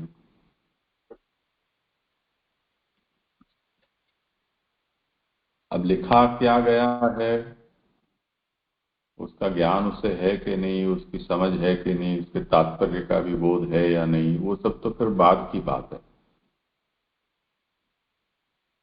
तो एक बार तो जो हमारी निष्ठा या वृत्ति है उसके अनुसार हम कहीं भी कुछ भी आचरण करने लग जाते हैं। ज्ञान तो प्रायः सभी क्षेत्र में हमको बहुत बाद में होता है कि हम जो कर रहे हैं वो सही है या नहीं है, कितने अंश में सही है, ये हमें करना चाहिए था या नहीं करना चाहिए था। ये सब तो बहुत बाद में पता चलता है, कभी तो जीवन समाप्त हो जाता है तब तक भी पता नहीं चलता है। तो शास्त्र को पढ़कर अच्छी तरह से समझकर उसका निर्णय लेकर कोई कर्म में प्रवृत्त थोड़ी होता है। ये तो धर्म क्षेत्र की बात है। लौकिक में भी कोई डॉक्टर बन के और अपने दो रोग का इलाज थोड़ी करता है, वकील बनकर और अपने विवादों को थोड़ी सुलझाता है। कोई आर्मी या पुलिस की ट्रेनिंग लेके ही कोई अपनी आत्मरक्षा करता हो, ऐसा थोड़ी होता है। तो जो प्रवाह है उसमें हम जुड़ गए हैं। अब वो जो प्रवाह है उसमें जो कृति निष्ठा है वो तो हमारी इंद्रियों के स्वभाव से ही हमको प्राप्त है। और जिस प्रकार का जो ये जगत व्यवहार है उसको हम देखें तो वो भी वो कर्म प्रधान है ही, उसमें तो कोई संशय ही नहीं है। तो कृतिनिष्ठा तो हमारा जो प्राइमरी लेवल है वो है। इसलिए जो बड़ा वर्ग है वो उसी प्रकार का होता है। पुष्टि प्रवाह मर्यादा भेद के लाइट में हम इसको कहें तो प्रवाहिकता।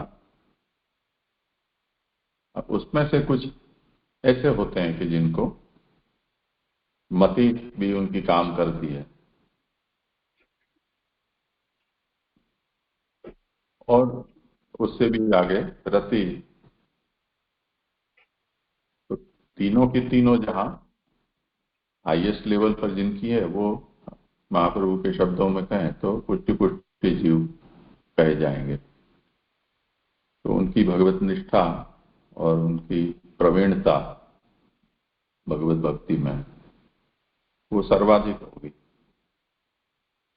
अब यहां जैसे हम पुष्टि मार्ग का उदाहरण ले तो 1996 में जब सुप्रीम कोर्ट में जूनागढ़ का हवेली का केस चला था, पब्लिक है या प्राइवेट है, उस समय जितने तक पुष्टि मार्ग के विवाद कोर्ट में गए थे तो सभी ने नाथद्वारा और नडियाद हवेलियों का और नाथद्वारा श्रीनाथ जी के मंदिर का जो कोर्ट का केस चला था और उसमें जो निर्णय दिया गया न्यायालय के द्वारा उससे वो बायस्ड हो गए सबके सब कोर्ट।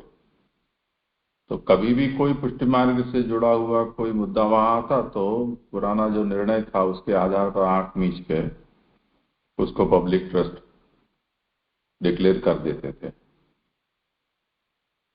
उस समय हमने श्री श्यामदादा ने ये कहा कि भारत का संविधान है उसमें जो मूलभूत अधिकार हैं उसमें अपने धर्म का पालन करने की स्वतंत्रता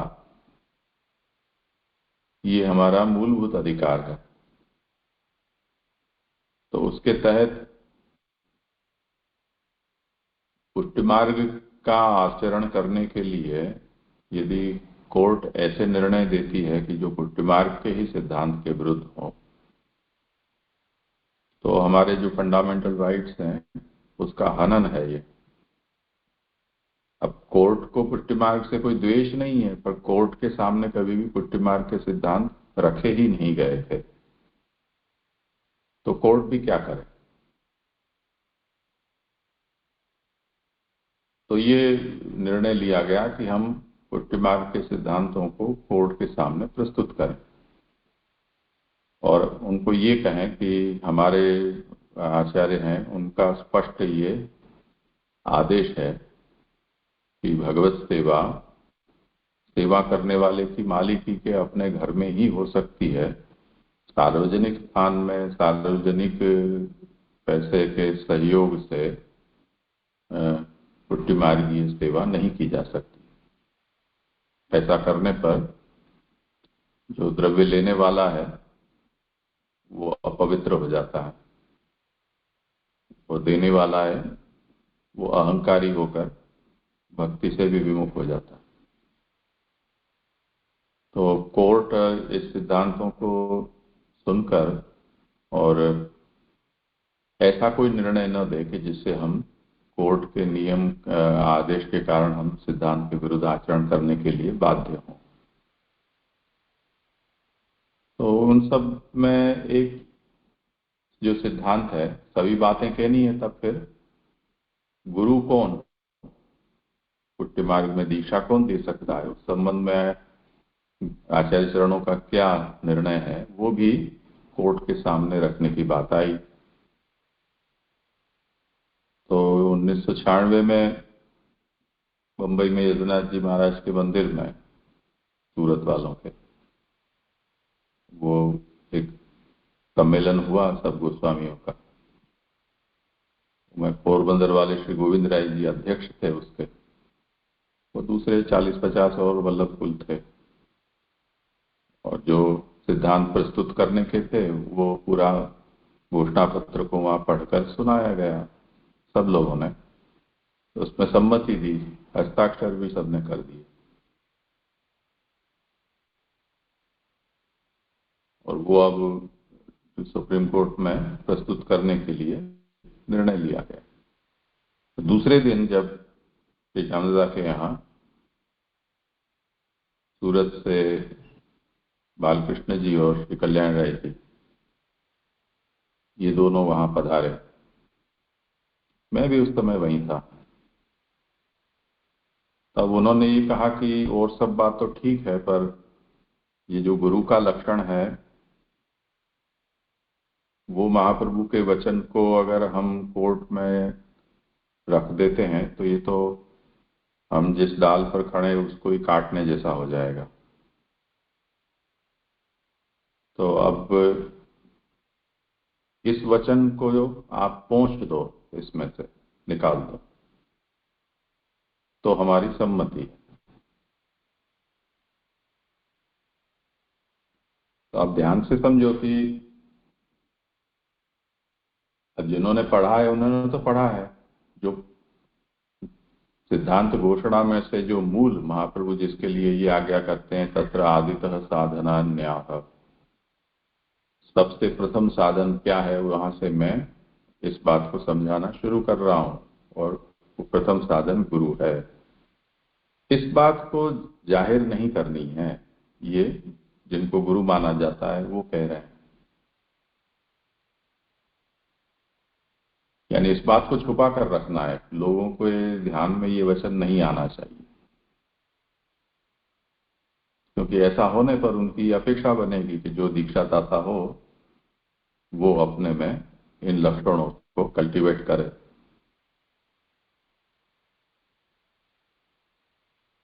तो वो तो एक बंधन हो जाएगा, और नहीं मिलने पर वो लक्षण लोग गुरु नहीं मानेंगे। तो ये जो आनुवंशिक चल रहा है, तो महाप्रभु के वंश में जो भी हो सब यही कछुन्न संदेह या वल्लभ फूल में सभी वल्लभ रूप और ये सब, तो ये सब नहीं चल पाएगा, रुक जाएगा। तो अब प्रश्न ये है कि अभी भी आज की तारीख में भी पुरानी जो समय था उससे तो आज बहुत ज्यादा ब्रह्म संबंध होते हैं, पर उनमें से कितने लोग अपने जीवन काल में गुरु के लक्षण क्या महाप्रभु ने निर्धारित किए हैं उनको जान पाएंगे या जाना होगा? हम अपने आप को ही पूछ लें।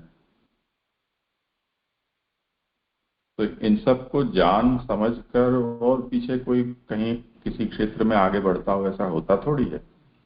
एडहॉक अवसरवादी होकर जिस समय जो बुद्धि सूझी, जिसने कहा, तो हमने करना शुरू कर दिया। पीछे उसमें हम जो भी कुछ हेरा फेरी है वो समय अनुसार कर सकते हैं, करना चाहते हैं। तो ये सब चीजें जब प्रायोरिटी पे आती है तब फिर उन सब चीजों को हम हाथ में लेते हैं कि चलो इसमें क्या करना चाहिए, क्या नहीं करना चाहिए।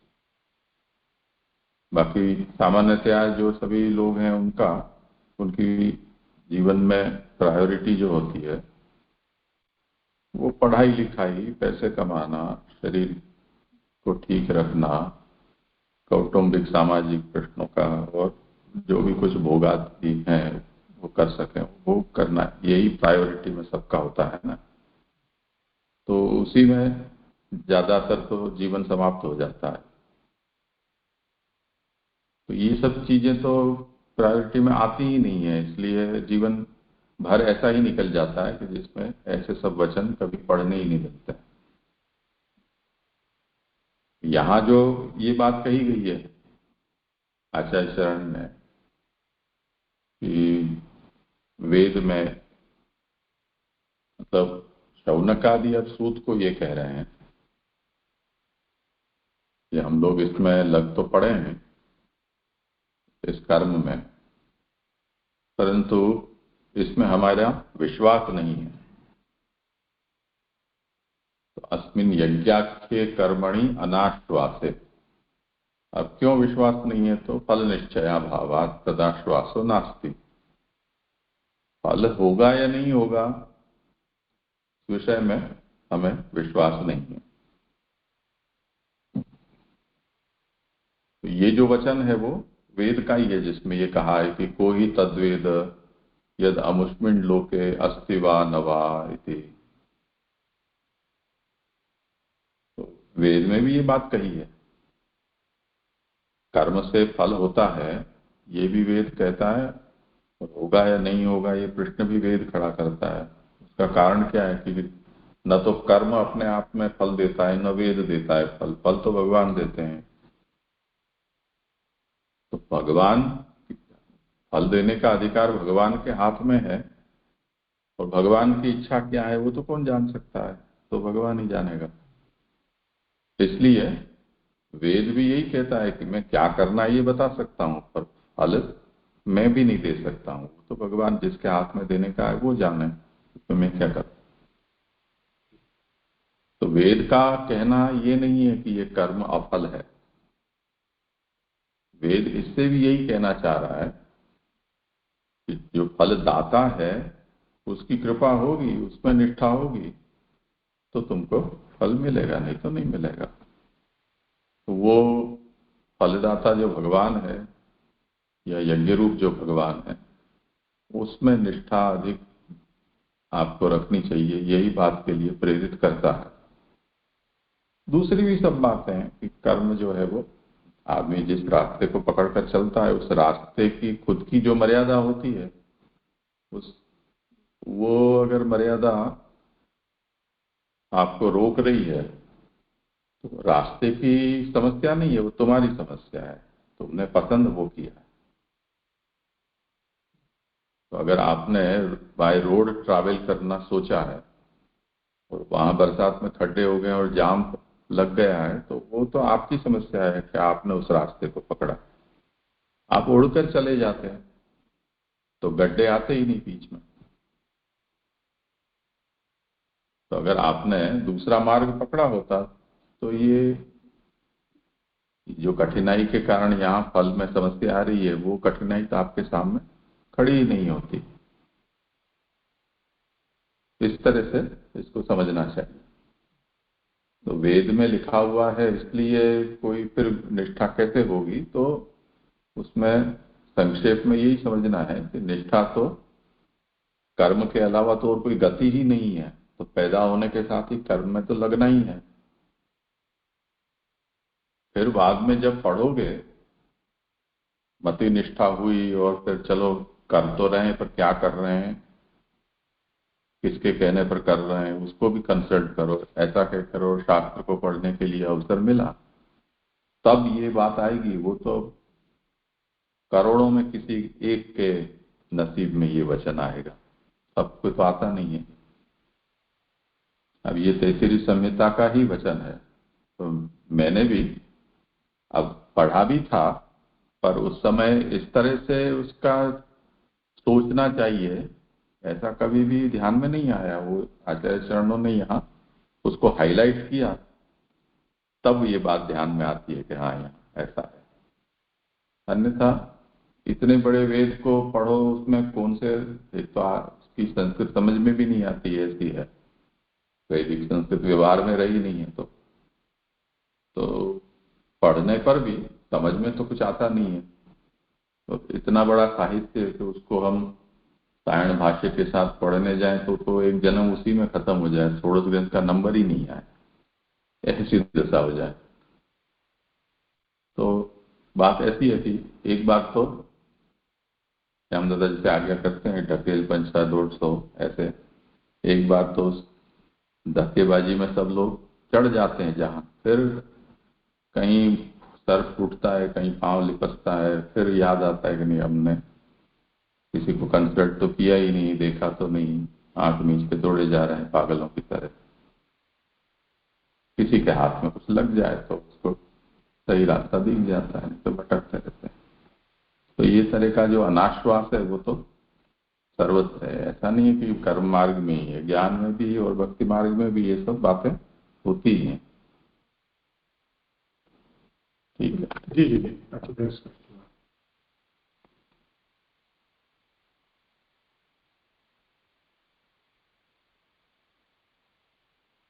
इसका क्रम चल रहा है, आपका हो गया ना, आगे कौन है?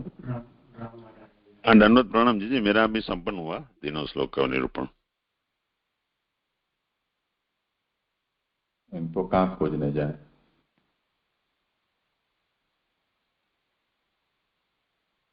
क्या नाम बताया? राम नारायण मीना। इस नाम से तो कोई जुड़ा नहीं है। नहीं तो फिर राम अवतार है, राम बाबू है, राम प्रकाश है। राम नाम से 3 है और एक राजा राम। मीना नहीं, मीना मीना कोई नहीं। नहीं तो फिर कुणाल है उसके उनकी जगह पे।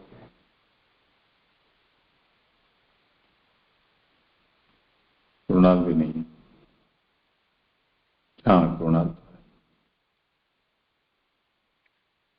नो प्रॉब्लम जी। हाँ, मीरा जी का क्रम है शायद नहीं है, तो मैं ले लेता हूँ फिर 13वें श्लोक से। हम्म। जी।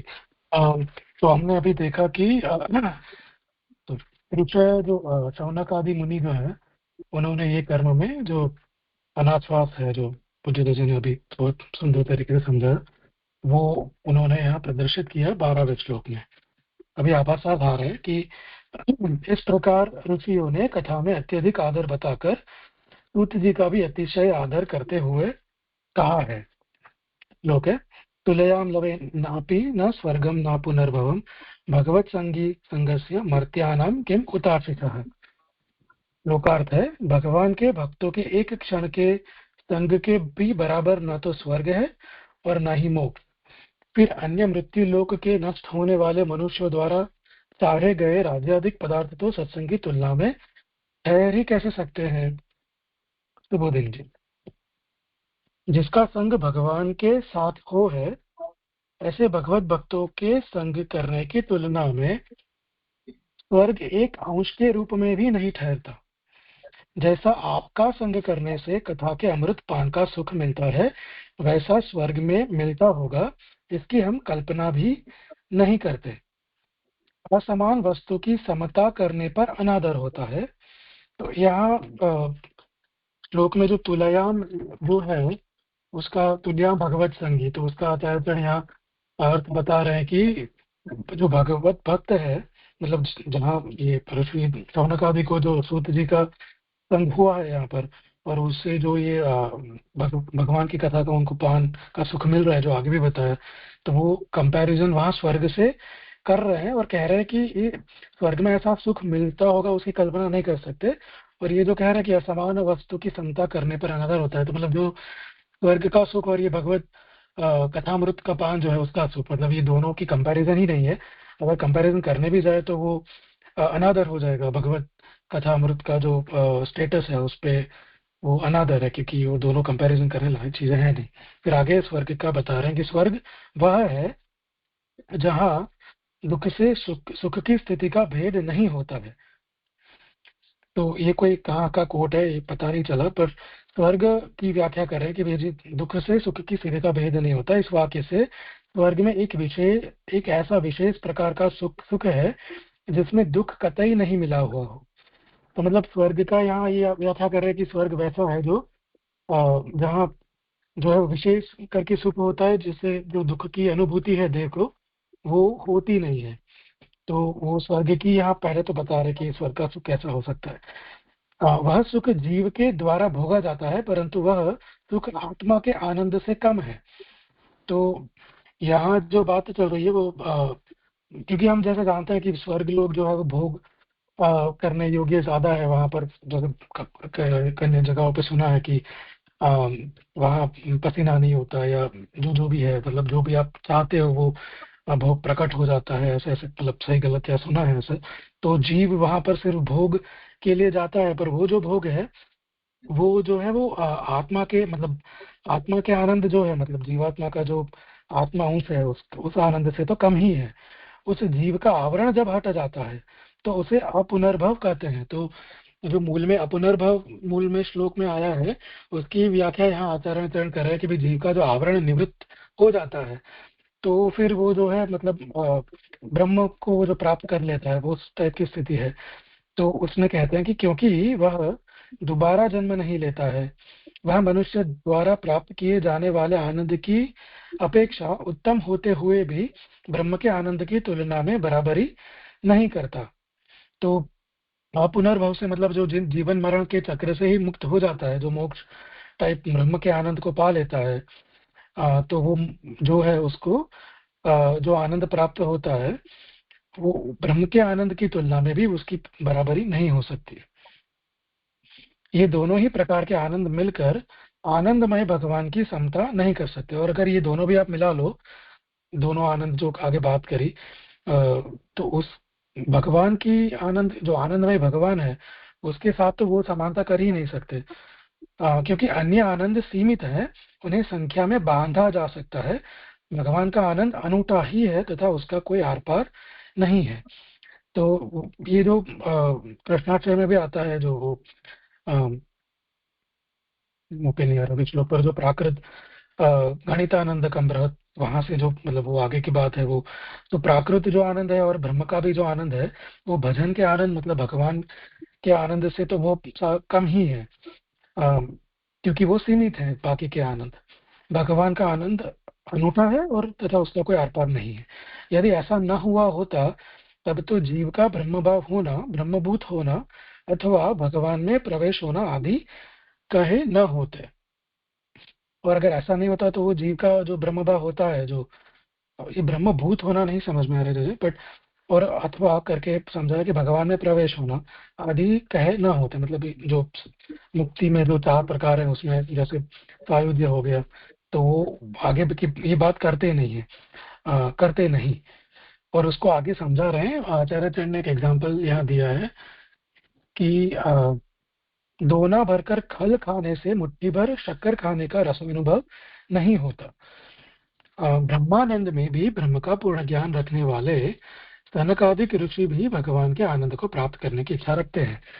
तो यहाँ ये बात कर रहे हैं कि खल क्या होता है, जैसे नहीं पता है मुझे, गुजराती में देखा तो वहाँ कुछ तो लिखा था, पर वो भी अरे नो पदार्थ क्या है उसमें, एक ऐसा क्या है, एक मन जितना पौड़ करके कोई पदार्थ है, खल खर खल, वो अगर खाते हैं हम एक मन, मतलब वहां लिखा है, यहाँ दोना लिखा है, पर वो मतलब ज्यादातर अगर वो पदार्थ हम खाते हैं, फिर भी छोटी सी मुट्ठी में जो शक्कर होती है, वो उसकी जो स्वीटनेस होती है, उसका हम कंपैरिजन कर सकते हैं कि वो उसमें जितना स्वीट रस हमें मिलता है, तो वो इतना एक मन खल जो भी पदार्थ है वो खाने से नहीं मिलता होगा।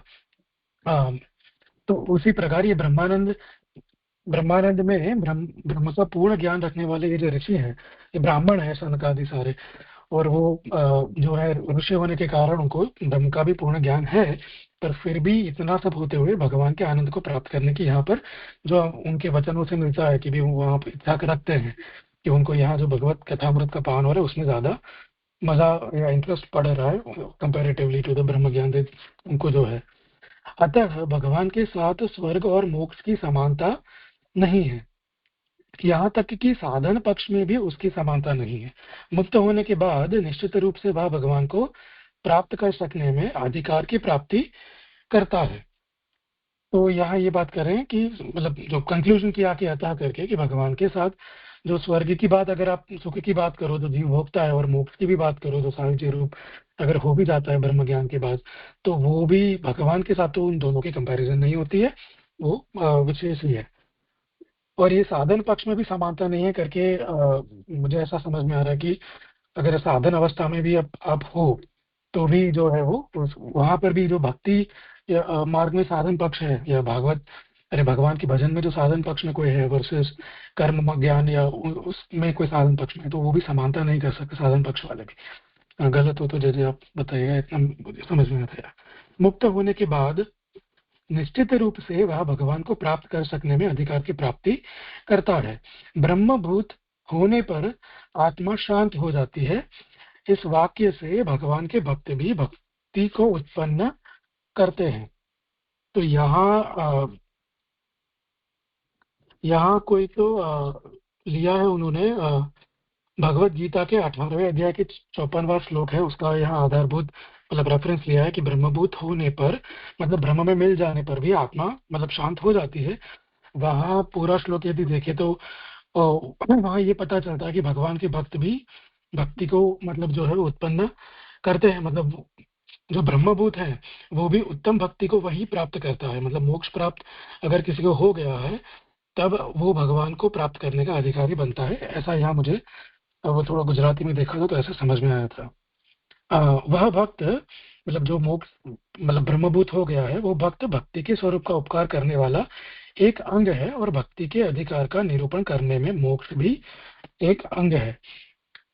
तो और यहाँ रेफरेंस दे रहे हैं कि कहा भी है कि मुक्त हुए सिद्धों में भगवान में परायण होने वाले भक्त दुर्लभ है।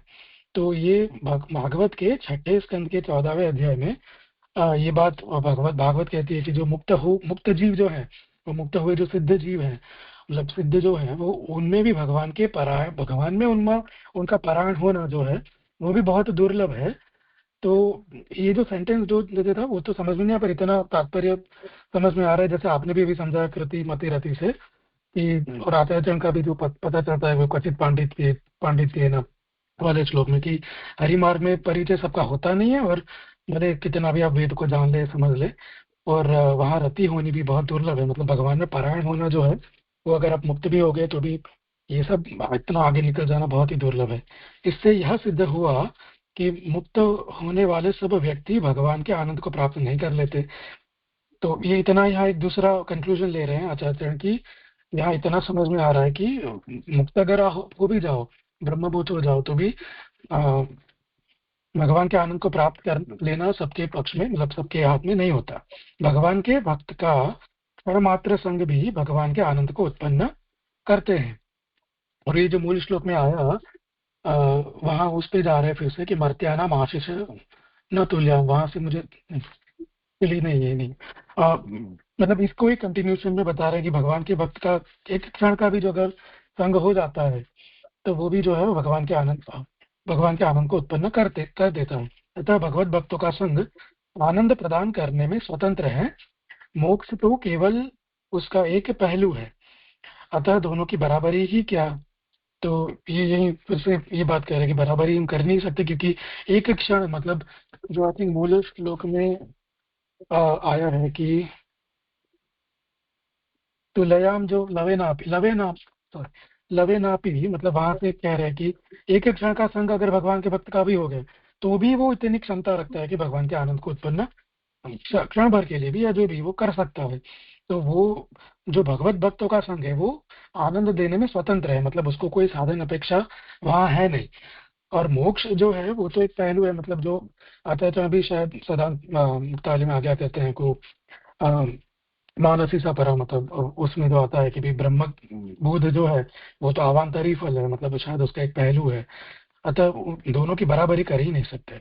भले ही ब्रह्म में फंसे व्यक्ति मोक्ष अथवा स्वर्ग प्राप्ति आदि को भगवत प्राप्ति की तुलना में रखे, परंतु हम शौनक ऋषि तो इसकी समानता नहीं करते।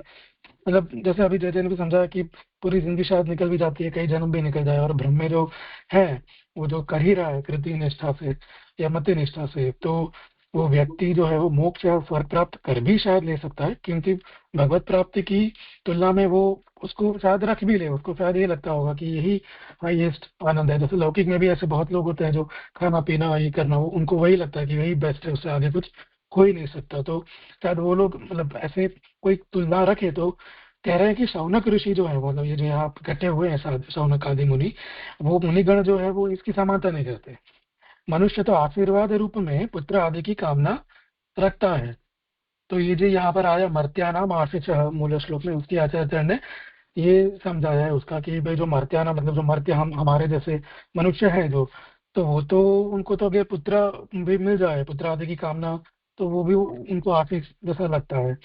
और आशीष शब्द जो है उसको आचार्य समझा रहे कि ये द्वितीय बहुवचन है, कुछ व्याकरण का नियम है, उससे ये अभिप्राय आचार्य कहना चाहता है कि लौकिक अभिप्राय से उनका निषेध किया है। मतलब ऐसी बात यहाँ मर्त्यानाम मतलब मनुष्य के जो आशीष स्वरूप की बात है, जो ये पुत्र आदि की कामना, वो यहाँ वो अभिप्राय नहीं है, लौकिक अभिप्राय से वो निषेध कर रहे हैं, ऐसा समझ में आ रहा है। क्योंकि लौकिक लोगों का पदार्थ प्राप्ति में ही विशेष आदर रहता है। लौकिक और वैदिक मार्ग की अपेक्षा पुष्टि मार्ग सबसे बढ़कर बताया है। तो लौकिक जो है वो उनका जो अभिप्राय है लौकिक लोगों का, मतलब तो उसमें तो पदार्थ प्राप्ति या वस्तु प्राप्ति उसमें ही उनका आदर, उनका ज्यादा भार रहता है। किंतु यहाँ जो भगवान की कृपा की बात हो रही है, जो भगवत संग की बात हो रही है, उससे जो आनंद मिलता है वो जो है वो लौकिक या वैदिक मतलब ज्ञान कर्म में निष्ठा वो सब, उससे उसकी अपेक्षा ये जो है सबसे बढ़कर बताया। तो आचार्य यहाँ पर ये बात शौनक आदि ऋषि ने जो यहाँ बताया उसे ये थोड़ा कंक्लूड कर रहे हैं। यहाँ चलिए 13वां श्लोक हुआ। जैसे खाल का पता नहीं चला। ये खल क्या होता क्या? है? ये खल जो है वो क्या पदार्थ है हाँ फल हाँ, खाने से? जिसमें से तेल निकाल देते हैं और फिर जो बचता है ना, खोड़ जिसको कहते हैं, गुजराती में खोड़ बोलते हैं और हिंदी में खली ही बोलते हैं उसको। जी जी जी। तिल, मूंगफली, इन सब चीजों में से जब तेल निकल जाता है उसके बाद जो ड्राई बचता है ना, जो ड्राई गायों को खवाया जाता है, या उससे ये बनता है बोर्नविटा और ये सब, उसमें रॉ मटेरियल मुख्य वो होता है। हाँ बोलो। जी, प्रश्न का यहाँ पे जो हमने स्वर्ग के जो डेफिनेशन, स्वर्ग का जो डेफिनेशन दिया है कि लिखा है कि जिसमें दुख कतई नहीं मिला हुआ होता है। तो जैसे हमने सर्वनिर्णय में दो प्रकार के स्वर्ग देखे थे, एक तो आत्मसुख रूप स्वर्ग और एक तो इंद्र लोक रूप स्वर्ग। तो यहाँ पे ये आत्मसुख रूप स्वर्ग समझना है ना, क्योंकि लोक रूप में तो दुख मिला रहता है। और दूसरा ये था कि यहाँ पे जो मुक्त जीवों की बात आ रही है, जीवन मुक्त है, इनका समझना है ना कि मुक्त हुए सिद्धों में और फिर मुक्त होने के बाद जो ऐसा आ रहा है, तो ये मुक्त है, ये जो जीवन मुक्त है उन्हीं को लेना है स्पष्ट।